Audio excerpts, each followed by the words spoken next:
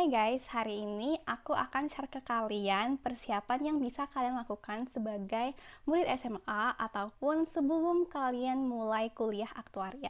Di sini aku akan bagi jadi dua bagian. Jadi yang pertama itu adalah yang menurut aku bersifat wajib atau yang kayak menurut aku beneran akan sangat membantu dan aku super rekomen kalian untuk persiapin.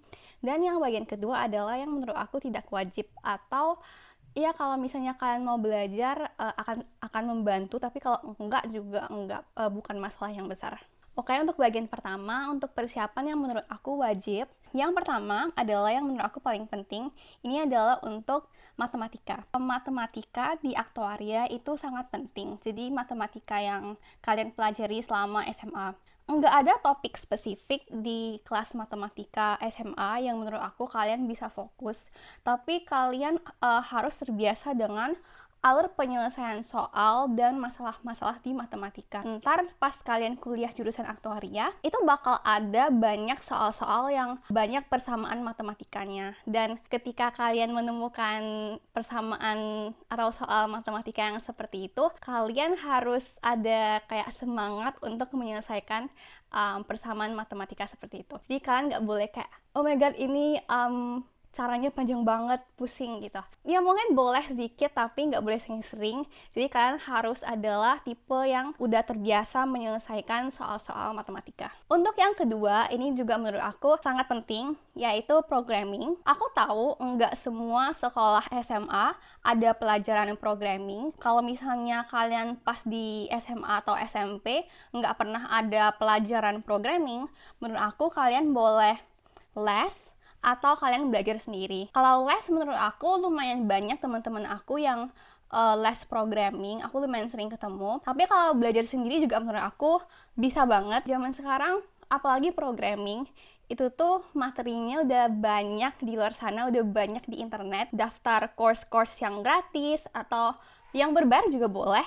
Ya, tapi intinya programming kalian bisa belajar sendiri kalau kalian nggak mau les. Untuk programming, aku nggak rekomen berpatok kepada satu bahasa pemrograman saja. Yang penting kalian terbiasa dengan algoritma penyelesaian masalah dengan menulis coding. Make sure kalian tahu cara menulis coding yang simple, misalnya mau mengeluarkan output, atau misalnya mau melakukan perhitungan sederhana di programming. Ini adalah suatu program simple yang sering banget dikasih sebagai tugas gitu ketika aku SMA dan SMP di sekolah. Jadi mungkin menurut aku kalian boleh coba, kalian boleh mulai dengan membuat program kalkulator yang simple. Jadi misalnya masukkan A, lalu masukkan B, lalu kalian munculkan output A tambah B itu berapa, A kurang B berapa, A kali B, dan A bagi B. Jadi kalian boleh mulai dengan membuat program kalkulator yang simple, dan dari itu kalian boleh lanjut membuat program-program atau membuat coding yang sedikit lebih rumit. Kalau misalnya kalian baru mau mulai belajar programming, dua bahasa pemrograman yang aku rekomen. Yang pertama adalah C++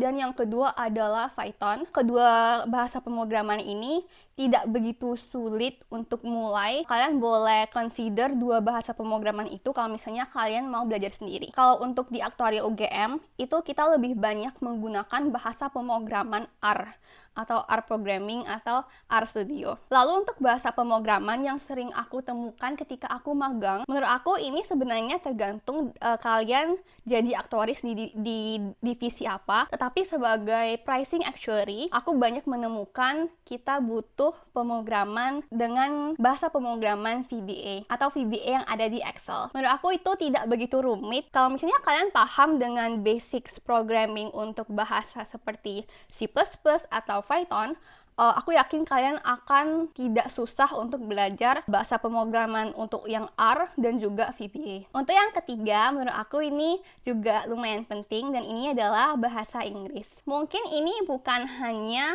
tertuju untuk jurusan aktuaria, tapi jurusan aktuaria di Indonesia menurut aku, kalau misalnya kita ingin membaca buku atau belajar dari materi-materi yang ada di luar sana, yang ada di internet, itu masih sangat sedikit yang bahasanya itu pakai bahasa Indonesia. Apalagi kalau di kampus ya, kan kita biasanya sering belajar dari textbook. Dari pengalaman aku di Aktuaria UGM, textbooknya itu semua adalah textbook dari luar. Jadi semua dalam bahasa Inggris. Tentu saja alternatifnya biasanya ada seperti kayak diktat. Kalau di kampus diktat itu bahasa Indonesia. Tapi aku nggak rekomen, alasannya adalah menurut aku kalau untuk belajar dari textbook, kan textbook itu lebih tebal ya. Jadi kayak materinya itu banyak. Kalau kalian belajar dari textbook kan pasti kalian akan baca dari awal sampai akhir, lalu kalian akan kerjakan latihan-latihannya. Jadi kalian belajarnya itu sesuai alur yang penulisnya inginkan gitu. Pemahaman setiap orang ketika belajar dari textbook itu akan berbeda-beda. Jadi kalau misalnya kalian langsung belajar dari diktat,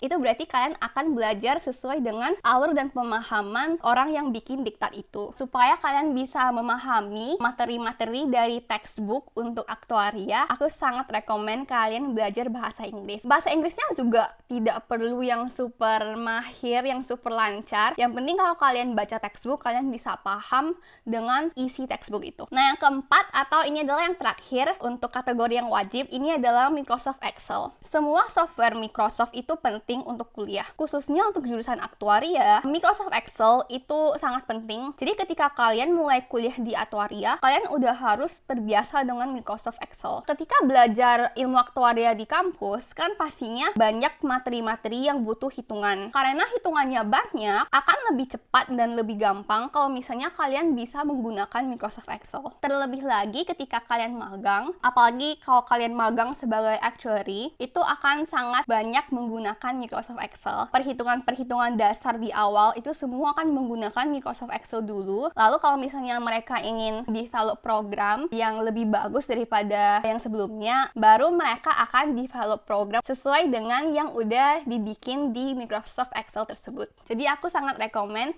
kalian belajar dulu cara menggunakan Microsoft Excel sendiri sebelum kalian mulai kuliah. Jadi ntar ketika kalian udah masuk kuliah, kalian udah bisa menggunakan Microsoft Excel untuk perhitungan-perhitungan kalian. Lalu untuk kategori yang tidak wajib, di sini aku hanya ada satu, yaitu akuntansi. Aku taruh akuntansi di kategori tidak wajib karena kalau misalnya kita ingin kuliah jurusan aktuaria, kan kita harus berasal dari SMA yang jurusan Saintek. Aku tahu nggak ada pelajaran akuntansi di SMA Saintek. Tapi akuntansi ini sama seperti programming ya. Kita bisa belajar dari les ataupun belajar sendiri. Mungkin bakal agak ribet, tapi bukan nggak mungkin untuk belajar sendiri. Jadi kalau misalnya kalian ingin coba belajar sendiri itu boleh. Akuntansi aku masukkan ke kategori tidak wajib juga karena ketika kalian kuliah jurusan aktuaria, mahasiswa-mahasiswanya itu tidak diekspektasi untuk udah paham akuntansi dari sananya. Ini alasannya karena semua orang tahu, semua dosennya tahu kalau mahasiswa ilmu aktuaria itu adalah